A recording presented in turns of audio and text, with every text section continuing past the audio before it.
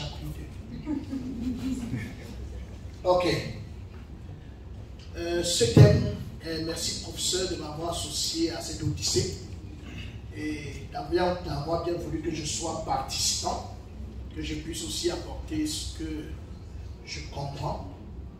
Et la spiritualité comme déterminant social de la santé, je pense à mon humble avis que la spiritualité fait partie intégrante de la vie de l'homme. Même quand quelqu'un pense qu'il n'est pas spirituel, il est quand même spirituel, puisque l'homme a été fait spirituel. Alors, il faut juste qu'il en soit conscient.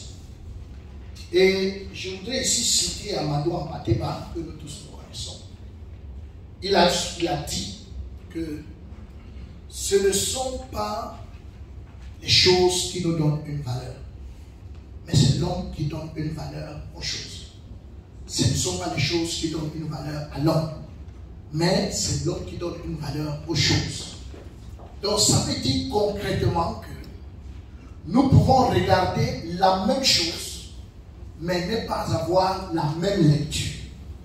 Qu'est-ce qui fait que nous regardions un objet de la même couleur, mais chacun de nous l'apprécie différemment? Ça veut dire que ceci est lié à notre spiritualité. Parce que c'est par la spiritualité que nous pouvons juger de tout ce que nous voyons. Et c'est ça qui fait la différence entre les hommes. Alors, je voudrais ici donner un petit exemple en ce qui concerne, pour nous permettre d'entrer dans le vif du sujet. Il y a un monsieur qui a eu la loterie américaine. Et là, son bailleur, ayant eu la loterie américaine, il a eu son billet d'avion. Il a eu également la maison qui lui était préparée aux États-Unis, la voiture et tout, le bon travail. Et là, son bailleur va décider de le mettre dehors. Et le jour où son bailleur va venir le mettre dehors, il va presque engager une bagarre. Et il lui restait exactement un mois pour partir. Est-ce que vous pensez que ce monsieur peut engager une bagarre avec le bailleur? Pour rien au monde. Pourquoi? Dans le plan, ça dit que le bailleur le voit. Oui. Mais ce monsieur qui est debout voit autre chose. Ce qui veut donc qu'à cause de ce qu'il voit, il n'est pas prêt à engager une bagarre là tout de suite. Donc, tout de suite, il a ramassé ses clics et ses claques et il est sorti. Donc, est-ce qu'il y a un monsieur vraiment, quand on dit c'est un vrai monsieur, et il est donc allé voir son pasteur pour lui dire, s'il te plaît, je n'ai pas l'heure à habiter, il me restait exactement 29 jours, est-ce qu'il y a un endroit où je peux habiter? Et son pasteur lui a dit, là où je suis, je n'ai qu'un seul endroit, c'est la cuisine. Et j'ai une demi-mousse. Est-ce que ça peut t'aider? Et il a dit, merci. Pourquoi il dit merci? Parce que si on le lui avait proposé avant, il allait considérer cela comme une injure. Or là, présentement, il dit merci et il est à l'aise. Qu'est-ce qui conditionne tout son raisonnement? En fait, c'est la vision qu'il a. Et quand on parle de vision, on parle de spiritualité. J'ai aimé les débats que nous avons évoqués là, tout au long de cette journée. Mais je peux aussi préciser que depuis que je lis, depuis que je suis dans ce monde, je n'ai jamais pu trouver en dehors d'Adam et Ève dans le jardin d'Éden qui était bien portant. Il ne s'est jamais avéré que tous les êtres humains sur cette terre soient bien portants. En un seul jour, il y a toujours, on vit toujours avec des malades et des bien portants. Alors, est-ce que la spiritualité devrait seulement nous aider pour la guérison? J'ai dit, la spiritualité peut aussi aider ceux-là même qui sont malades dans leur état de maladie.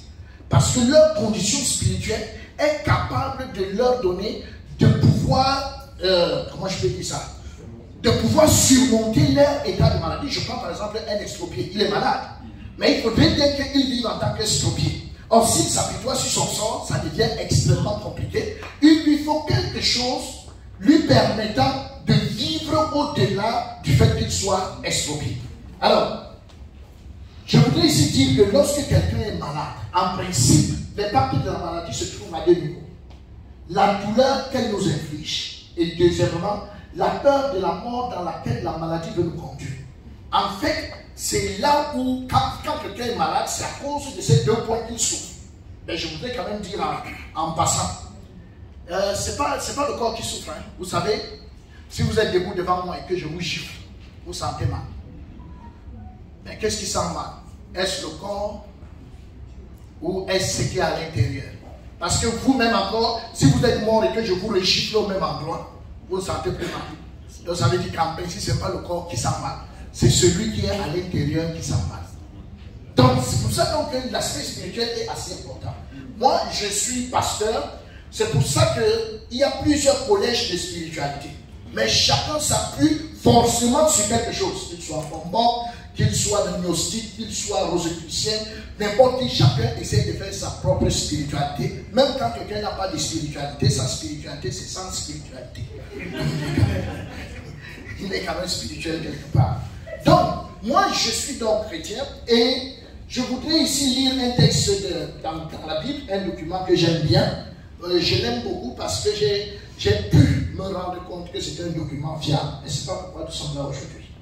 Alors là, dans le Proverbe chapitre 18, verset 14, il est écrit « L'esprit de l'homme le soutient dans la maladie, mais l'esprit abattu, qui le relèvera. » Donc, la position de l'esprit d'un homme est capitale en ce qui concerne sa maladie, son état de maladie. Donc, il faut pour quelqu'un dont l'esprit est vraiment bien dopé, il traverse la maladie aisément. Donc, je ne vous apprends rien.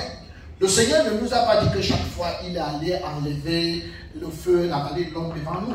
La promesse qu'il nous a faite, il n'a pas dit qu'on n'allait pas traverser l'ombre de la vallée de la mort, mais il a dit que chaque fois que nous allons traverser, il sera avec nous. C'est parce qu'il faut bien voir la promesse. Il a dit quand vous y serez, je serai avec vous. Pendant on s'assure qu'il soit avec nous. C'est pour ça qu'il est quand même important de voir ce point et de voir aussi celui-ci, le Proverbe 17, verset 22, qui nous dit donc que un cœur joyeux est un bon remède, mais un esprit abattu dessèche les os. Donc nous pouvons donc nous rendre compte que l'état de l'esprit d'un homme, c'est-à-dire que la spiritualité est quand même capitale dans la vie d'un homme, pas seulement au niveau de la maladie, mais aussi dans la vie pratique. Donc ça veut dire que si un esprit est bien dopé, il est à l'aise pour traverser un certain nombre d'intempéries. Mais s'il n'est pas bien dopé, alors ça pose problème. Alors, c'est donc là, c'est dans cet état que je voudrais ici. Le document que nous utilisons, c'est bien sûr la Bible, on va pas rentrer là-dedans. Qu'est-ce qui peut rendre un esprit fort? Puisque je voudrais ici voir quand même apporter devant nous des cas. Vous savez, ici nous avons le cas d'Étienne. Étienne va être lapidé. Et pendant qu'on est en train de lapider Étienne, je vous assure, ce sont des vrais cailloux. Ce n'est pas des jeux. On lapide Étienne avec des cailloux sérieux.